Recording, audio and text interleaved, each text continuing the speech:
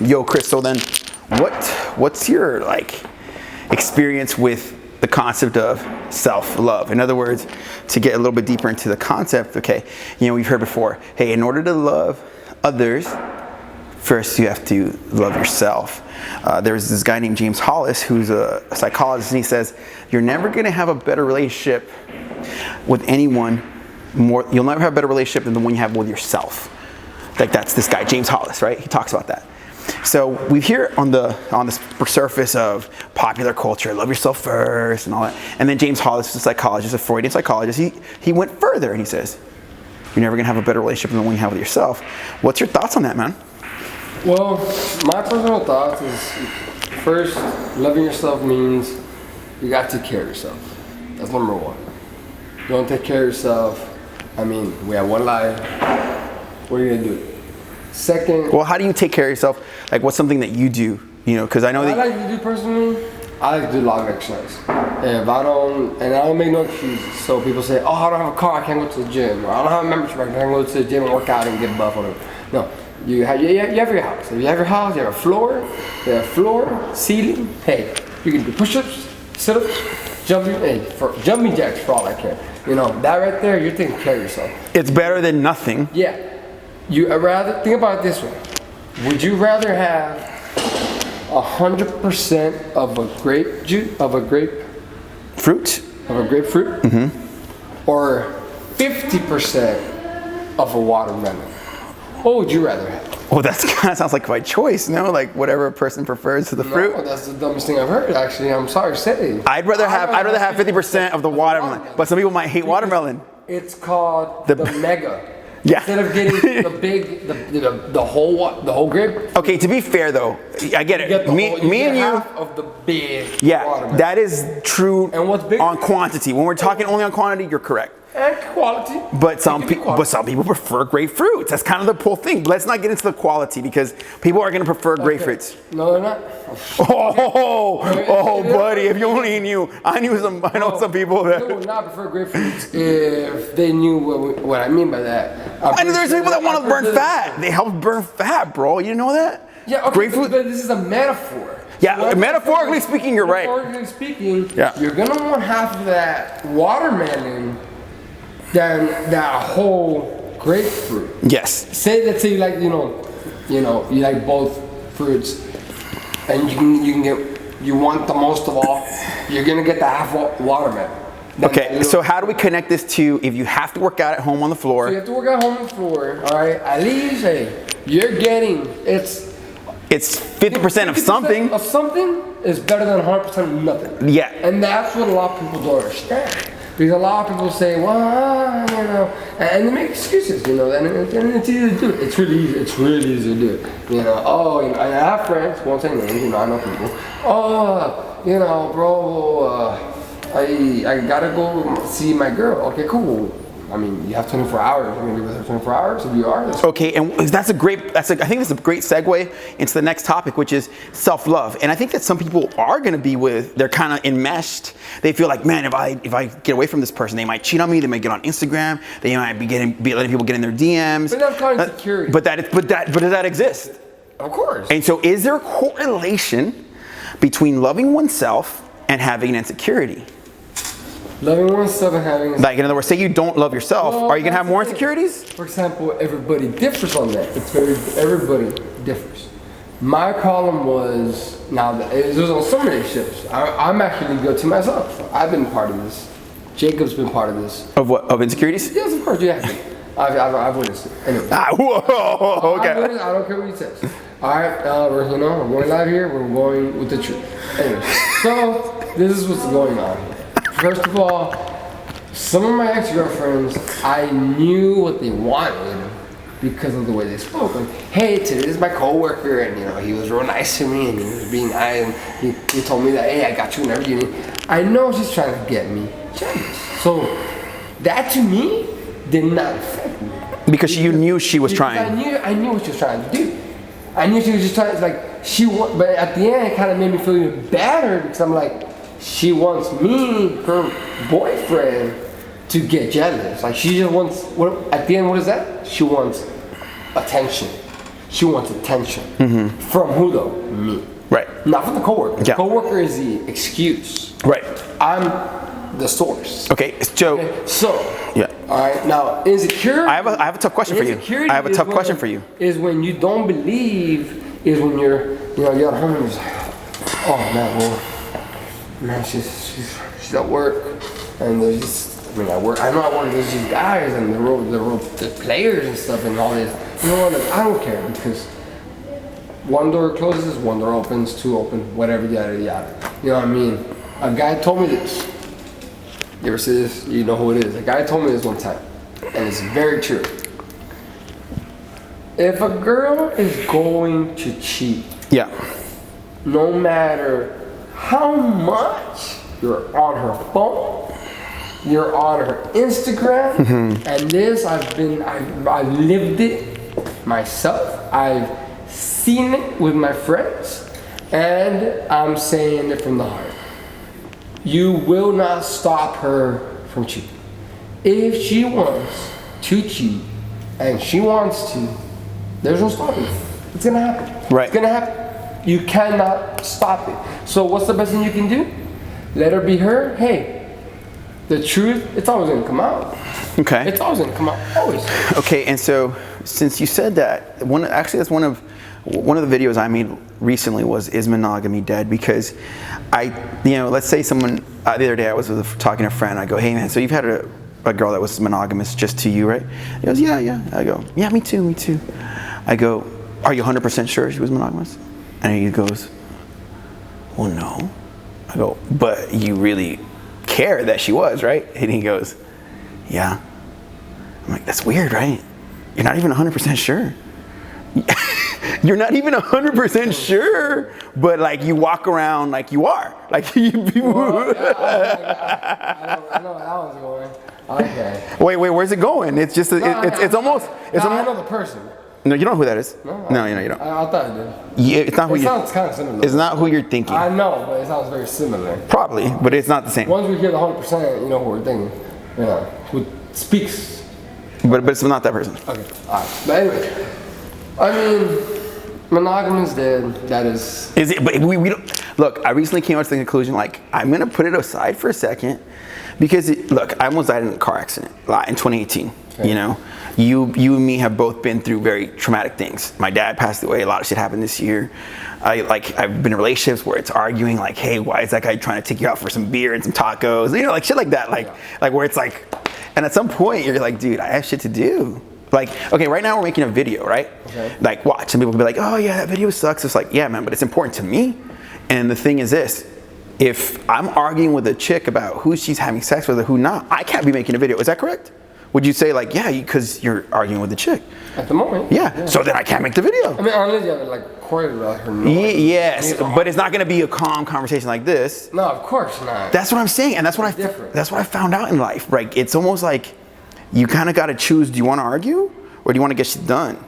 And a lot of the times in relationships, it comes down to like, are you cheating on me? Who you sleeping with? Who you talking? Like the arguments never stop. Those are the main problems in relationships right now in this era. Nobody wants commitment. Nobody wants to be 100% committed because it's either bad experiences. Second, like myself, I'm just thinking the era we're in. It's the era. It's the time zone, the time period we're in. Right now, nobody wants 100% committed. Like, I'm not gonna be with this person for 30 years plus of my life. I wanna enjoy other people, and that's reality. That's just reality. That's my point of view. And remember, I was telling your brother. Because I've asked somebody. I'm sorry there. You're fine. I've asked somebody, and I go, man, this is a girlfriend, and they've been together about 4 years. 4 years now. I go, do you see yourself another 50 years for the rest of your life, pretty much, like with her? Do you see it? He responded. He's obviously, 4 years together with her. He said yes. He kind of stuttered and took kind of like yeah. Right there, that was kind of like what? Self-doubt. Right. self-doubt. Okay, and so I think that monogamy can exist. I was talking to a counselor. I started talking to a counselor after my dad died and stuff, and talked to him once every 2 weeks. Just to kind of, it's just like, I feel like, well, now it's just for fun almost to explore, right? Mm-hmm. But at first it was because I just needed someone to hear my pain. Like, I'm sad, my dad died, Advocate's changed this. There's, what I mean? Like real shit, right?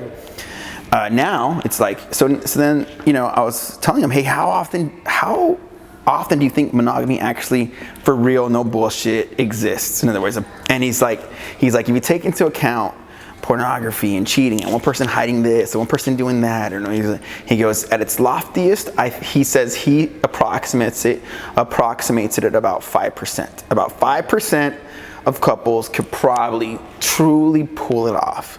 And the reason I kind of like that number is because I've examined my behavior and like in leadership with Advocare, it's usually the top 5% of organizations that really make a difference. And there's something about the number 5%, like this is the top 5% and they're gonna get this. Like, I don't know, it's something about that top 5% in almost anything. Like, all bullshit aside. Okay, how many people are gonna go to the Olympia? The top 1%. Yeah, CrossFit. How many people are going to win the beauty pageant? The top 1%. How many people are going to, you know what I mean? And everything you do, you're talking. Where are you getting with this percentage? I'm saying, like, if you yourself don't know that you're a bad guy like that you're truly that type of guy that does the top 5%, really evaluate the situation, because the odds are not, again, stacked in your favor. In other words, you're in the 95%. Like, your brother he acts so good that he could probably be top 5% because he eats discipline, and that's why, like, there's people that there's also people that have no choice. No, I'm trying to say is like they're diabetic. No. There's always a choice, bro. People have been 300 pounds and got down to 150, 170. And there's people that have been 300 pounds and they die because they just. Yeah, my dad just died of obesity complications, bro. I know. It's a sad truth. I thought it was diabetes. Well, diabetes and the complications and the kidneys, failures, stuff like that. I didn't want to get into it too much. But No. I mean, look. We're talking about that. I mean, we're kind of. No, real quick. I was just recently, real recently, in a very near-death experience. Now, that changed me a lot as a Christian-wise, because I was even telling my brother, I'm like, no, I think I'm going atheist, bro, because everything, I went through a lot. I lost my top teeth. Okay, so by December. Because you fell. He fell down on the floor. I fell on the floor. Boom, teeth just fell off. Yeah, imagine the pain. So, on top of that, not only does that happen, what happens next is even worse. I get bronchitis. Okay, all right, so now I'm dealing with bronchitis. If the battery runs out, we'll just restart the tape, okay? Or the video, the tape. Now, after that, I get pneumonia combined. Now, I'm in the hospital. Doctor sees me, this old guy. There's like a lot of people in the room.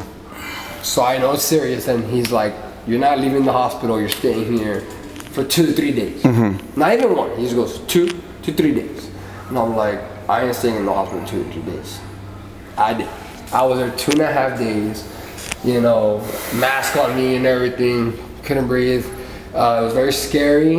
I thought those were my last moments, but doctors came in and told me one thing, so I tell everybody. Actually, this can help a lot of people. When you're depressed or giving up, and this goes in life in general. This is general, not just me. Your defenses go down. So basically, think about it this way. Your body reacts to your mind. Because I was giving up, I hadn't told my mother, my brother, I told him, hey man, you know what, like, my time's up. Like, I caught this, I got it.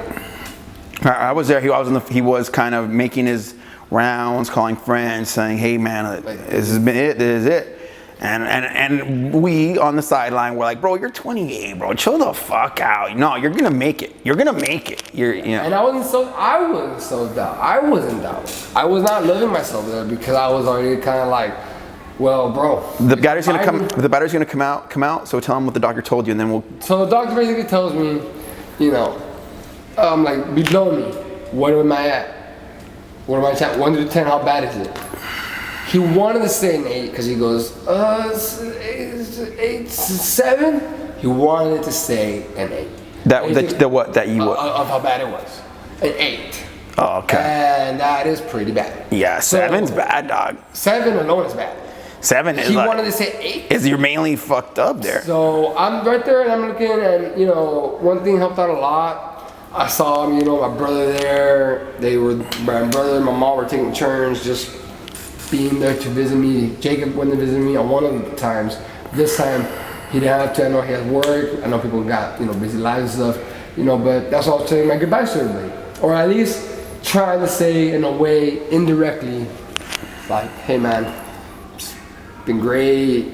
I got to know you, spent time with you, spent my because time is money, time is valuable, and time is very precious. All right, who you spend your time with, who you give your time to, and that's another actually topic. Even here, like, again, some people might think, again, Chris, and I tell you this because we make fun of like how I like making content and stuff like that, and like the thing is this, some people don't understand. Look at how beautiful your message is, and we've carved out the time to record the message to connect with people.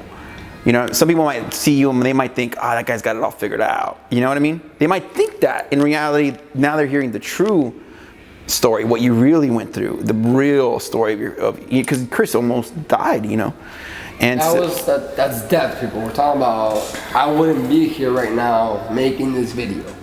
Okay? I'd be 6 feet underground. You know what I mean? And that's reality. Alright? Now, what made me snap? I texted my brother. I'm like, I see my mom crying on one of them because she finds out this, and I'm like, do something, make her stop crying. He goes, and I love it when he goes, instead of telling me, well, I'm gonna try, he goes, you can do something too. I'm like, bro, I'm like texting him with the mask on me, I have everything on me, I'm injected, and I'm like, bro, I'm like covered up in my mouth, I can't even speak right now. I have a needle in my arm, as much as we argue with Fernando, he was right. He was right at that moment. As much as we argue with Fernando was my brother. Fernando was Sancho. Yeah. Anyways, the problem there was, he goes, how about you fight back and don't give up? Yeah. How about you man up, because you're just giving up, and you going bye-bye is gonna make it worse. So how about you do something? When I got that message, I was kind of like, okay, like first I was expecting him to be like, dude, I'm gonna try the best, calm down. Maybe feel sympathy for me. No, instead he tells me, how about you do something? Even though he knew everything I told him, I was covered up and everything. He's like, how about you fight? How about you fight to live, and maybe she won't be crying like that no more. And she'll be crying, and you know what? When the operation was done, when everything was done, she was crying tears of joy that I had survived. Amen. Near that experience. Amen. Amen to that. And the doctor did tell you something. It's about to shut off, but so we have like a minute or two before it shuts off. The doctor told you something about the attitude, right? I myself found out it was the attitude. Oh, okay. The song that Jacob sent me. That he didn't know I was gonna take it like that, but you know what, man? You know what? I made it for me. And I'll tell you this, before I sent it to you, because it had a guy in a funeral, remember? Yeah. I said to myself, I hope, and it was one of those moments, I go, I hope he doesn't see it the negative way, because it was coming from my heart, like, damn, I've been going through shit this year. I mean, this channel knows I make stuff to confess, and I'm like, and I just said, it was one of those Hail Marys. I was like, I hope he understands what I'm trying to say. I promise. I hope. It was a Hail Mary, bro. It was a big Hail Mary there. And it connected.